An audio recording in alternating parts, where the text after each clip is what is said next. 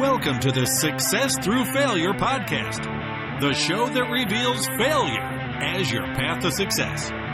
You'll listen to intriguing interviews with some of the most successful people on the planet and learn how their failures became a launchpad for success and how yours can too.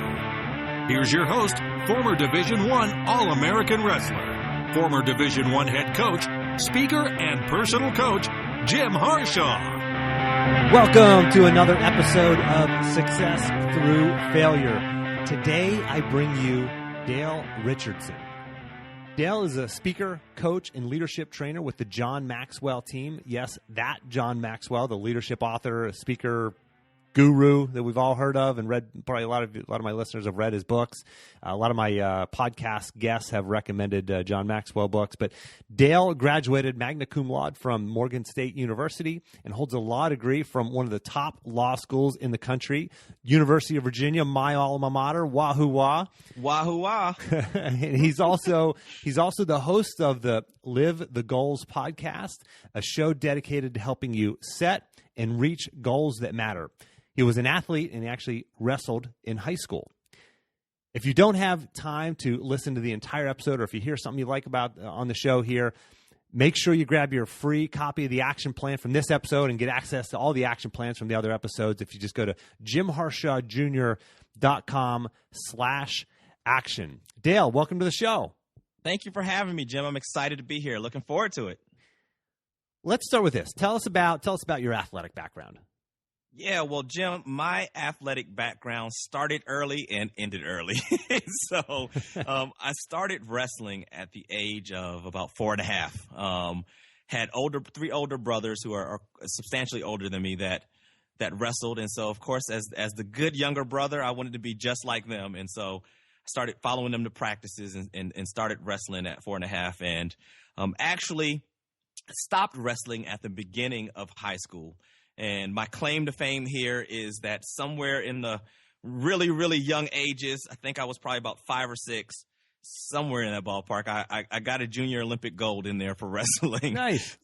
Yeah. I didn't get one of those. Yeah, I still have the medal, but I tried to look it up online, and it doesn't go back to, I think the weight group was too low. They didn't have printed. So anyway, that's probably the biggest thing regarding sports. But, in middle school and high school, I was pretty active in sports, track, running the mile, the 4x8, and played quite a bit of football as well. And again, small time, played high school and got recruited by smaller schools. I was recruited by William and Mary, which if you're in Virginia, you'll be familiar with that school. Yeah. If you're not, you may not have any idea if you're looking at sports who they are. And so that's my sports background. And that's good because so much of what I talk about is just related back to my experience as an athlete, and it's such a good metaphor for success and failure in life is that experience as an athlete. So let's talk about a little bit about the John Maxwell team. How did you get into coaching with the John Maxwell team? It really was a path, right? It wasn't just this one moment where I said, okay, I'm going to get involved with the John Maxwell team. I've been doing leadership training for over a decade, primarily with college leaders, student leaders, but also with some professionals as well. And then I'd say about the last 5 years or so, I got really focused on it. I decided that this is what I want to do.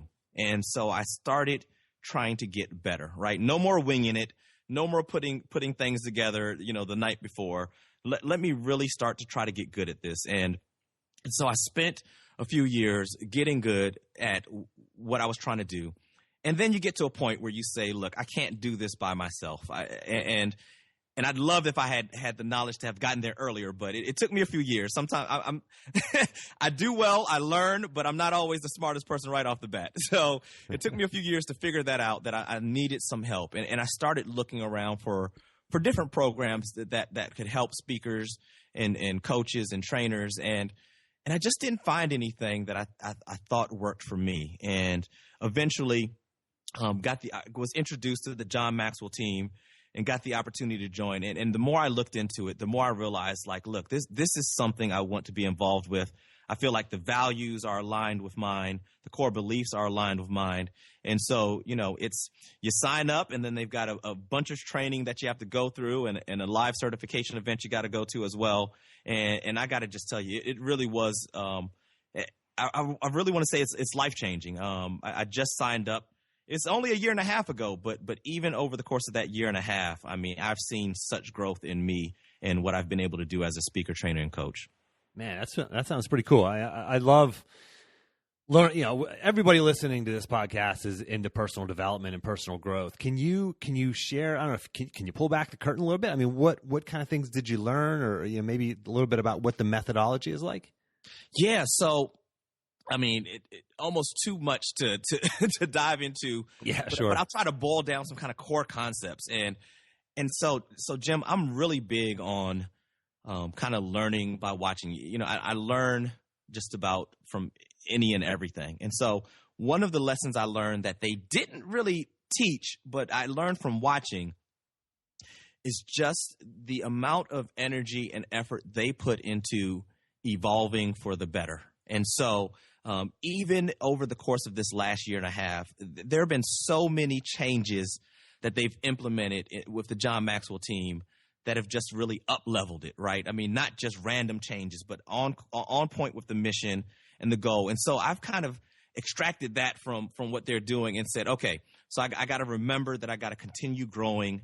I got to continue changing for the better and keep it in line with the purpose. And I think more direct answer to what you're asking me is that the process, you know, they throw you into a 90-day roadmap group, and that just kind of gets you off and running right off the bat. And I mean, it can get really intense there. There's lots of work to do, and we've got different avenues. You can focus in on speaking or coaching or training. And there are a few lessons in there, though, that I pulled from those teachings, and they go right along with lessons that he teaches. And the first one, you know, there's a book that we went over and over and over again in that 90 days, and that's the 21 Irrefutable Laws of Leadership by John Maxwell. Is one of his best-known books.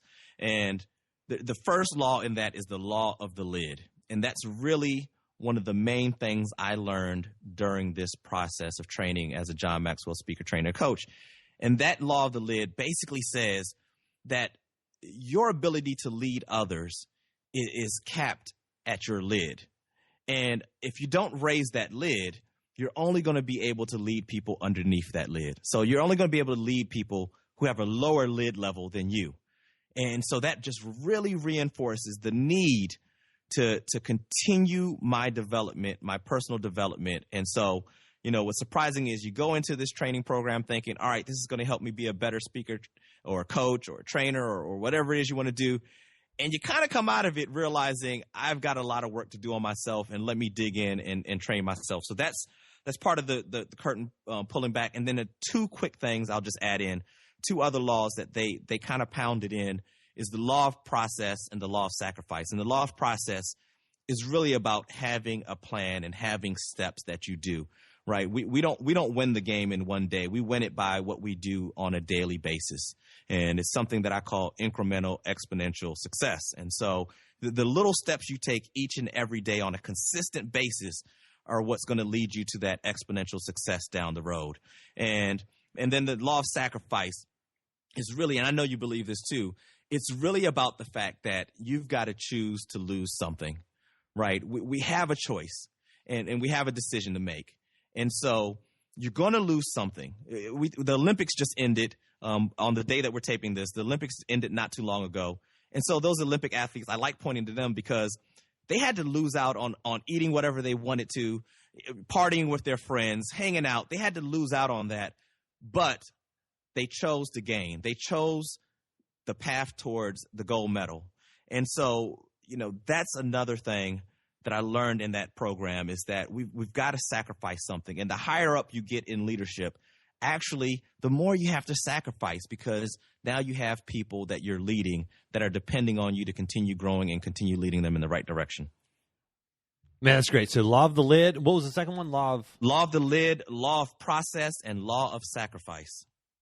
Love those. Those are great. So, that second one especially resonates with me, that law of the process.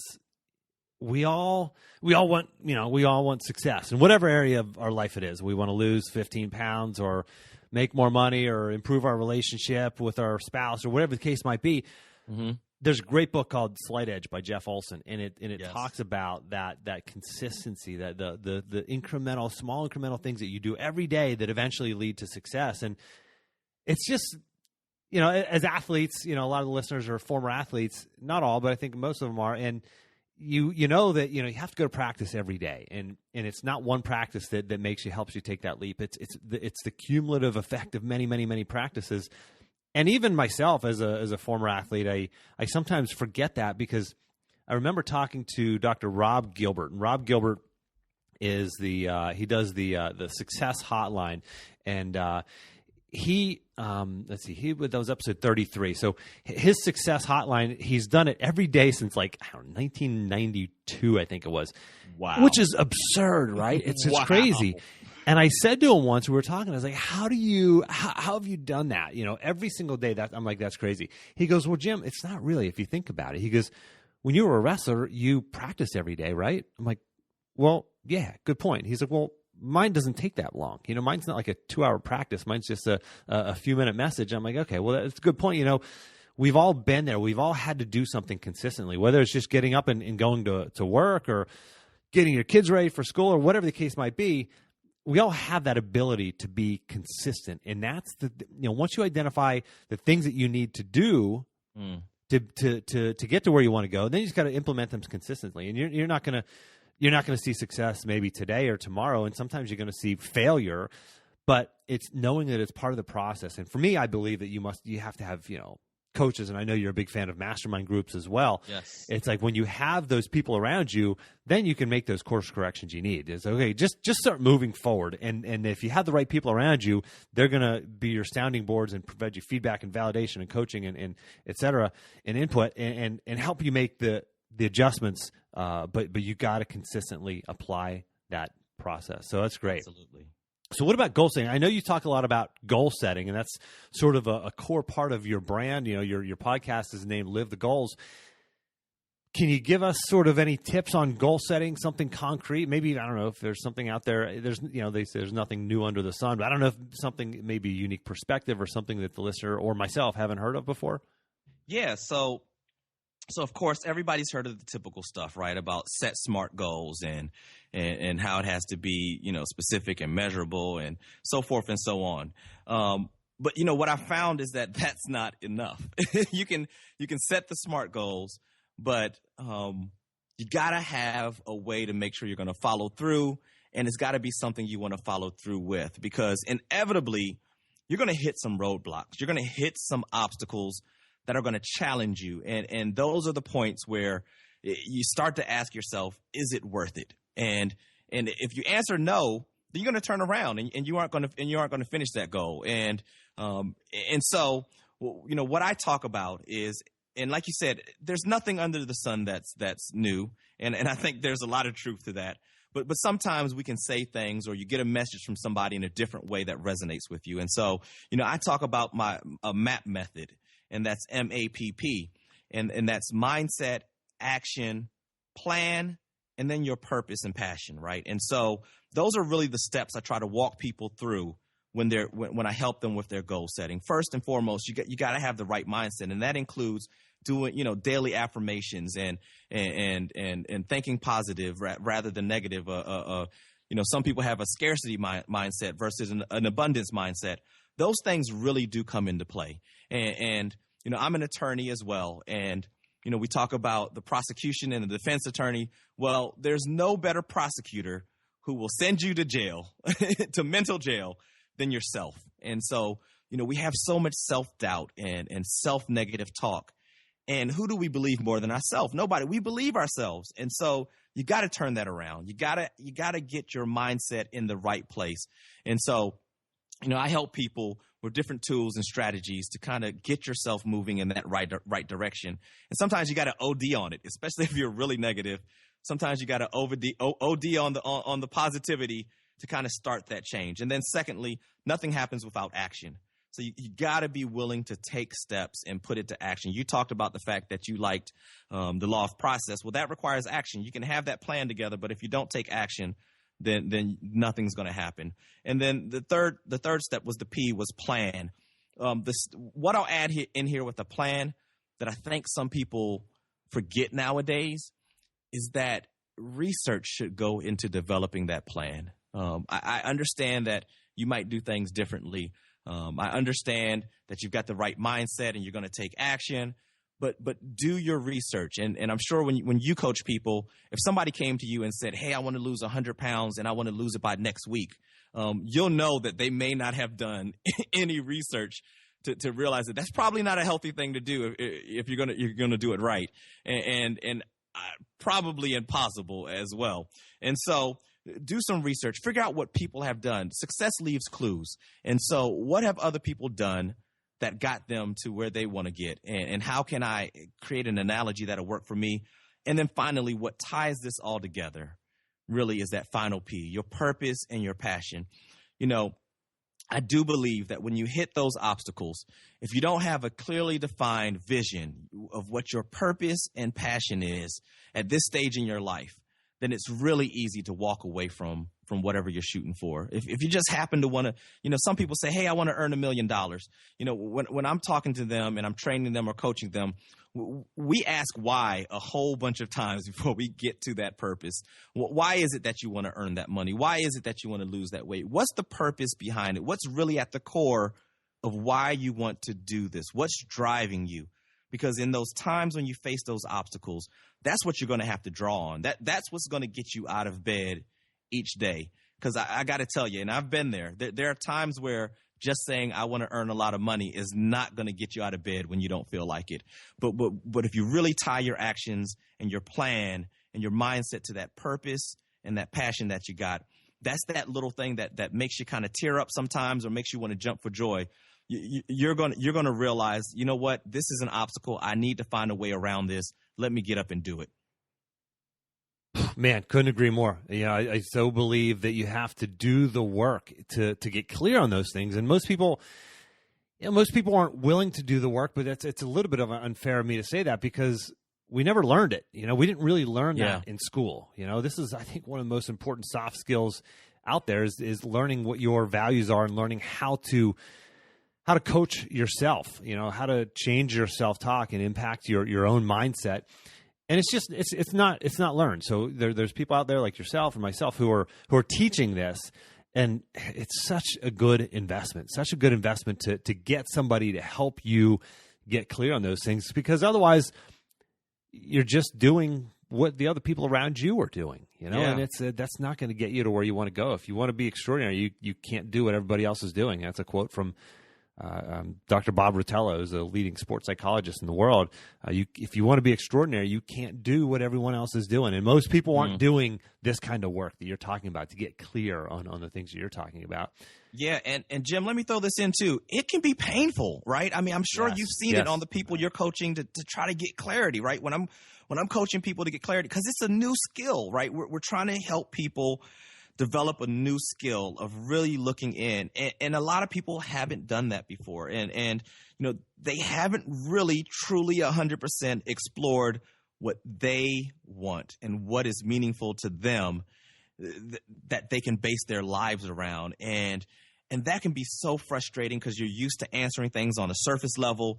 You're used to not really digging that deep. And sometimes I've known people that just kind of want to throw their hands up and just say, I don't know. But, you know, with coaches who can push you with additional questions and ask you the right questions and kind of try to get in there with you, you know, hopefully we can lead you to that place where you open up with yourself and realize, okay, this is what it is that I really want. And sometimes it takes tears, and sometimes it just takes rolling the sleeves up and being real with yourself.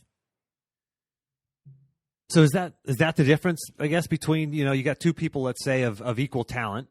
One is successful, one isn't. You know, I look at, you know, just in sort of my world, you know, I was a wrestler in college, and there were a lot of guys that are really talented on that team, and there were other guys who weren't so talented. And it's not always the most talented who wins. I mean, what's the difference there? Is it people who are clear on their goals? I mean, what do you see? Yeah, that is a gigantic part of it, Jim. Being really clear about what your goal is, being really, really clear. And I kind of categorize all of this under mindset. When we talk about the difference between the two people, the one person that makes it and the one that doesn't, it's that mindset of positivity, of taking action, of determination, and of viewing your failures as a lesson rather than a trait, right? And some people fail and they say, I'm a failure. Other people say, what lesson do I learn from that failure there? And so that really is a mindset that you bring to the table, that when you're aligned with that purpose and you have that clarity, you can look at things that way and say, all right, I know that this is a failure. I know this is part of the process. What am I going to learn from this, and how can I apply this so that I get better?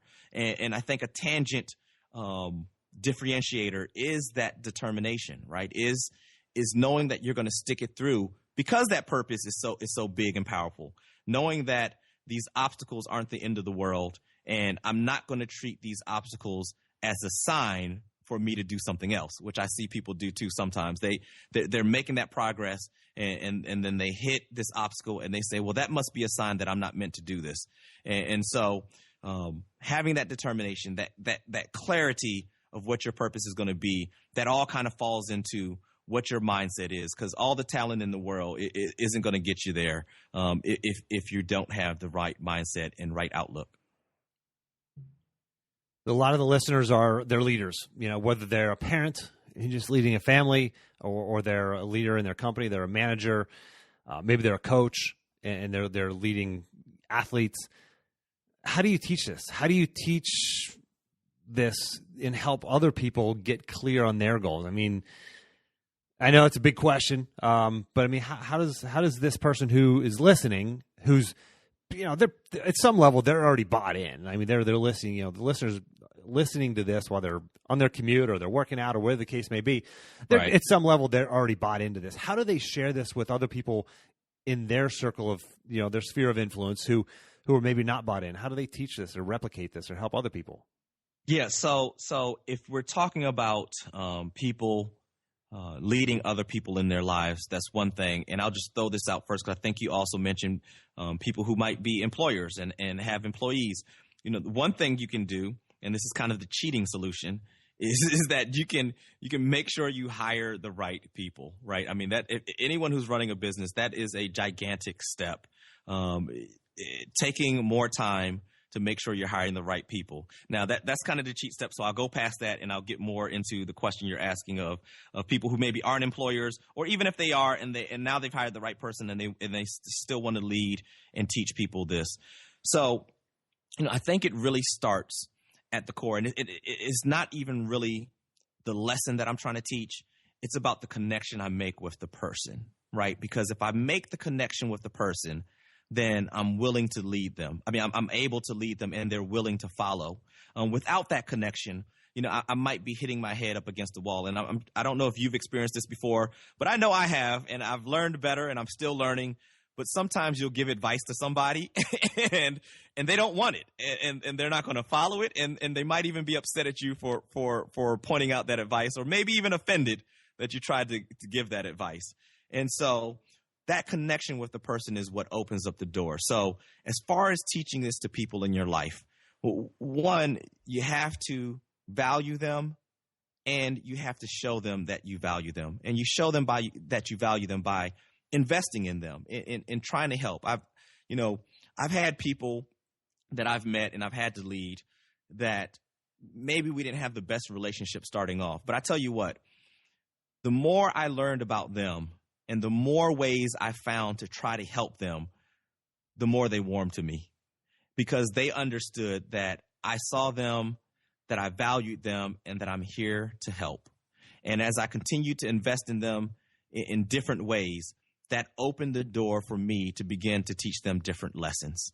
And so I think that's a big part of being able to teach those around you, is that you pour into them, you invest in them, and you show them that they have value, and eventually that connection will be there. And then secondly, you got to give people, and this is right on point with your podcast, but you got to give people space to fail and learn, especially if you're leading them, right? So as a leader, I'll give you the big goal. I'll tell you what the goal of what you're working on is, but I'm going to let you do it your way, because your way might be different than mine. And honestly, after you do it your way, we might find out that we both like your way better than the way that I would have done it. And so I'm going to give you space to try and to fail, and then for us to go back and reevaluate what happened if it was a failure, and where maybe we could improve on it. And so I give people the space to fail and to learn from those failures. And as long as we're learning and growing together, then I want you on my team. And so I think those are steps to helping teach whatever it is you want to teach to those people around you. And as you have that connection and they see you doing those things in your life and they see the success you have, they'll start coming to you and asking you how you're doing that. And then the door is wide open to teach them whatever you need to teach. So let's continue down that road of failure. I ask all my guests about a time they failed. And for the listener, I didn't read a fraction of Dale's his bio, because he's won all kinds of ridiculous awards and recognitions, and graduated magna cum laude, and got into the University of Virginia, graduated with a law degree from Virginia, which is just a very prestigious law school. I mean, you're just, everything you touch turns to gold, it seems like, right? I mean, tell us about Sorry. Which we know is not reality for anybody, right? So let's go there. Let's go there. What, can you share with us a time that you failed and maybe felt, just that self-doubt, that hopelessness that comes with failure, and how you worked through that? Yeah, Jim, I'm sorry to laugh at your lead into the question, but as well as me that I wish that everything I touch turned to gold, and maybe not exactly, because I learned from the failure. So I can tell you 100% that everything I touch does not turn to gold. Some turn. We'll keep this clean, but some do not turn to gold. Jim, this question is actually really difficult because I got so many failures to choose from. I mean, I try and I try and I try. And because I try so much, I know that I'm going to fail at some of the stuff. And I know that there's lessons in those failures. So I'm willing to continue trying. But the one thing I think I want to talk to your listeners about, which is maybe unique to where I was at that point in my life, but hopefully they can pull lessons out of this, is several years ago, I was in a really big accident, and I basically lost everything, right, Jim? I any of my material possessions were gone. I was in the process of trying to figure out how to propose to my girlfriend. She passed away in the accident. And I just spiraled downhill. I mean, gigantic. I mean, a big spiral for years. And so that accident was in the beginning of 2007. And so 2007 to 2010 were dark, horrible times. But in 2010, I started to kind of turn it around, and I started having some significant successes. And so I kind of feel like, I'm back on the right track here. And things are turning around. And so that's what I want to talk about, because that's where I thought, I got out of the worst time of my life. And so everything's up from here. And that's not what happened, right?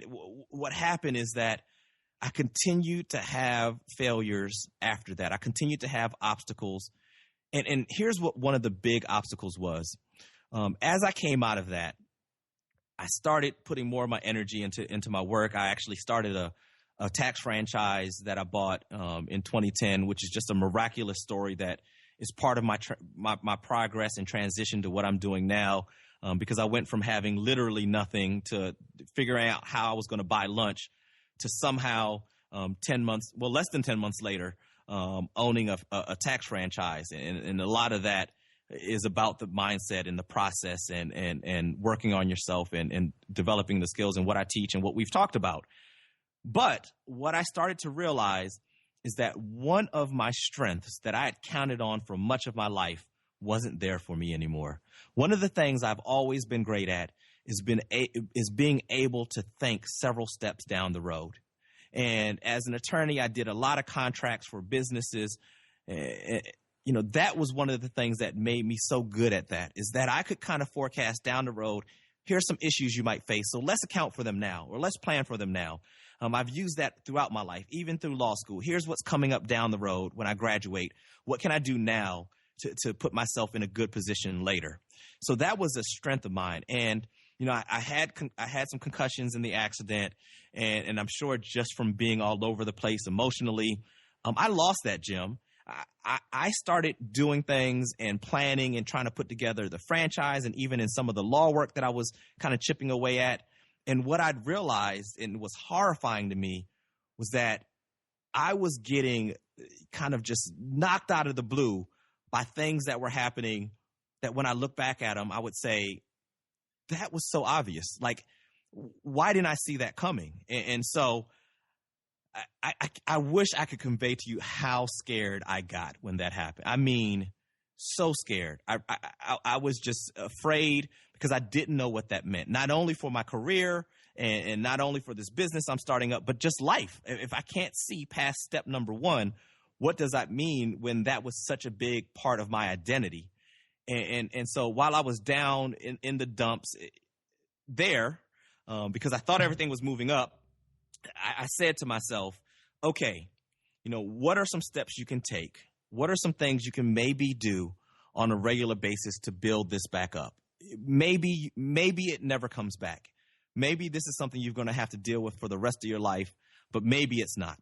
And so let's try to take some steps to build on that. And so what I did is I started doing things that I thought required a little bit of thought. I mean, things as small as playing Sudoku, and I used to be a big poker player, so I started trying to play poker for fun online, just things that required me to think a few steps ahead. I didn't get as into chess as I started doing that, but I didn't get as into that, but I just kept trying. And then I gave myself some leeway, right? I didn't dump on myself and say, Dale, you haven't improved today. I just kept chugging along.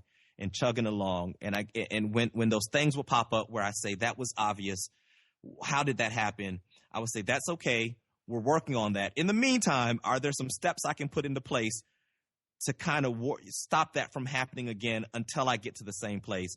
And I worked on it and I'm just really excited to say that I've come so far. I feel like I'm back to where I was, and maybe even stronger, because now I've actually put some work into that skill. And as far as life, I'm in a great place now. I am back at the point where I've fallen in love again, and I'm figuring out now again. Happen to be at this place again where I'm figuring out how and when to propose to my girlfriend now. But it was really just taking those steps day in and day out, and giving myself a little leniency and understanding that I'm in it for the long haul. That eventually I'm going to get there, and if I don't, I'll learn some lessons for this, and I'll figure out a way to do this. I'll figure out a way to get around this. I'll figure out a different path, a different plan, but we're going to overcome this obstacle. Well, for the listener, just so you know, I don't have a conversation before the podcast with my guests. So I do have conversations before the podcast with my guests, but not always about the what they're going to share when I ask that failure question. And holy cow, obviously it wasn't a failure. It was just a massive, tremendous tragedy in your life. And holy cow, I mean, that kind of rocked me in my seat when I just heard you talk about that, Dale. So, and for the listener, it's one thing for us to sit here and talk about these struggles, and Dale to share his experience. At one point you said, I wish I could tell you the pain and how hard it was. Like, it's one thing to sit here and talk about it. Like, this is real for Dale. This is real. This was, especially, closer to the time, it was like, the amount of pain that you had to work through to get to where you're at now. I mean, it's real. And for the listener, your pain, your struggle, your failure, your self-doubt, I know that it's real. I know that it's real, and it's real for everybody else too. Right. And yours is going to be different. Everybody's going to be different.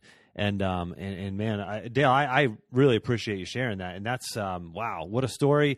And I'm so glad you were able to share that, and you're in a place now where you're able to share that experience. And man, the listeners are sitting here benefiting from it. We're all benefiting and learning and becoming better people and more accepting of our own struggles, because we hear about the struggles that other people go through, but what they're able to accomplish still, even going through those struggles. And sometimes because of those struggles, we become such better people and better able to help other people. And I hope your girlfriend doesn't listen to my podcast, because I don't want her to know that you're going to be prompting the questions. So I won't tell her what podcast this is. She knows I interview for some, but I'll kind of keep that a secret for a little bit.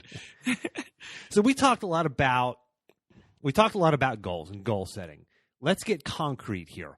The listener likes an action item, something they can do in, let's say, the next 24, 48 hours that's going to help them get closer to their goal. Can you give me one sort of real concrete action item we can do? Yeah, I'll do that. And before I do that, I just want to point out one more thing too.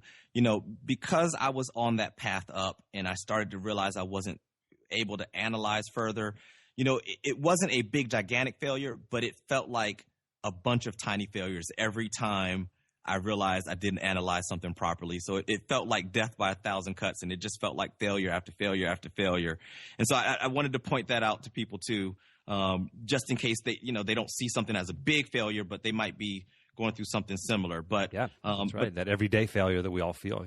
Yeah. But to your question, sorry about that. But to your question, something that the listeners can do to get closer to their goals. So I want to go at the core of what I talked about earlier about finding your purpose and how that keeps you on track and keeps you pushing forward when you hit those obstacles. So the one thing that they can do is they can spend some time today and tomorrow, and they can write what I call their life sentence, right? What is that sentence or a couple sentences that people will say about you when you pass away? What is it that you want them to say, right? There's something that they might say now if you pass away, but what is that ideal sentence that you want people to say about you, about what you meant to them or what you meant to this world when you pass away? Start crafting that. And it's not something you might get in this one day. You might write something down and have to edit it. You might, sleep on it and continue to edit that to get that to where you want it. And here's why that's important. None of us like to think about death at all. I'm fortunate enough to feel like I've got this second chance at life where I should have passed away in that accident and I didn't. And so what I found again is that purpose, knowing where you're headed, pushes you through those hard times, and being clear about what you want people to say about you when you're gone, which really comes down to what you want your legacy to be. That is part of what keeps you on track, right? And so on those days, again, that I talked about where you don't feel like getting up, and on those days where I didn't feel like getting out of bed, when you think about that sentence and building and getting yourself there, right? Because if that sentence is an idealized sentence of where you want to be, then we've got work to do to get there. And so we're trying to live into that sentence. We're trying to live ourselves to that point.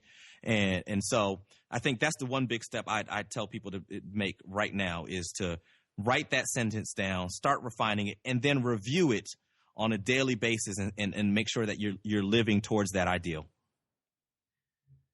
Man, that's huge. Most of the people listening are not going to do this. For you, the one I'm talking to right now, that's you sitting there, walking there, running there, doing whatever you're doing. Do it. Take a few minutes and do that. Write out that life sentence. Man, what a great thing to do. What a great action item. Okay, how about a book? Can you recommend a book or a couple books? Yeah, I'm going to recommend a couple because a couple of them are so standard that I know some of your listeners probably have already read them. So, but just in case people haven't, look, I'm shameless plug. I'm a John Maxwell speaker. So I got to recommend the 21 Irrefutable Laws of Leadership by John Maxwell. It's one of his most popular books. And it really does help you understand how leadership applies to every area of your life and how much work we all have to do to try to become the leaders that we want to be. In order for us to have the impact in this world that we want to have. I know that, like you said, we may be preaching to the choir here. So I know that the people listening, they're people with big, gigantic goals that want to help this world. And that book really helps you understand the skills you need to lead people there. The second one that I know a lot of people have heard is Think and Grow Rich by Napoleon Hill. Really helps you understand the mindset you need to accomplish what you want to accomplish. But then the one that I'm going to add in that many people may not have heard about is another Napoleon Hill book called Outwitting the Devil. And that one really starts to get to that self-doubt, that negativity that we all have ourselves, where we're shooting for these goals, but there's just this, the devil, right? That self-talk, that negativity. There's something there within you that's kind of fighting back and wants to stop you from getting there. Wow, interesting. I haven't heard of that one. Outwitting the Devil, Napoleon Hill. Man, that's great. Awesome. It's a recent book that they released that he wrote, way back in the day, that if you read or listened to, I'm a big fan of audiobooks, you read or listen to, you'd think he just wrote this a few years ago. Wow, very cool. Yeah, I mean, his stuff is timeless. So Outwitting the Devil. Excellent. I will have that for the listener. I will have that in all the list of all those books and a lot of these quotes and just the sort of cliff notes from this podcast and the action plan, JimHarshawJr.com/action. And, one of the things about these action plans for the listener is there's always going to be stuff you hear that you wish somebody else was listening. You wish your kids heard this. You wish your coworker, your spouse, or whatever, your boss or whatever heard this. Grab the action plan. If they're not listening to the podcast, download the action plan and share it with them. It's a PDF. You can download it and just share it with them or share the link to it with them. So I hope you do that. Hope you take action on that. Dale, where can the listener find you? How can we work with you, etc.? Jim, I am at Live the Goals just about everywhere. So I'm on Twitter, Instagram, and Facebook at Live the Goals. So on Facebook, it'd be /Live the Goals. So that's how you can connect with me. Of course, you can connect with me on my website at livethegoals.com. And what you can do there is you can sign up for my newsletter. Now here's the deal. Sometimes I do actually do free mastermind classes. Jim, I know you're a big fan of including mastermind in the training and the coaching that you do. And I do a free 5-week mastermind class on the 21 irrefutable laws of leadership. And wow, just the feedback on that is fantastic. I happen to be in a period right now when we're taping that I will not be doing one for a couple months, but I'll be getting back to that in a couple months. So if you sign up for the newsletter, you'll get announcements when that comes back up. And then I also send out free goal-setting resources from time to time to my newsletter subscribers. So you can subscribe to the newsletter at livethegoals.com and then connect with me on social media at Live the Goals. Man, that's fantastic. Love that. The free mastermind on the 21 irrefutable laws. So I'm going to check that out, man. If off air you can share any other links like that I can make sure the listener gets those whenever that does go live again. I want to do that. I want to make sure everybody gets that. So good stuff. Dale, thank you so much for making time to come on the show. This has been fantastic. Thank you for having me. I appreciate the opportunity to share and hopefully add value to your listeners. Yeah, tons of value. Thanks so much. And for the listener, be sure to grab that action plan, JimHarshawJr.com/action. Also, if you're getting value from these podcasts, if you haven't already, I would very, very much appreciate a rating and review on iTunes. Just go to iTunes. Even if you've already subscribed to the podcast, you have to do a search and then click reviews, and it's real easy to punch in a rating and review. So thank you for listening. And until next time, take the time to get clear on your goals and embrace failure as a stepping stone on your path to success.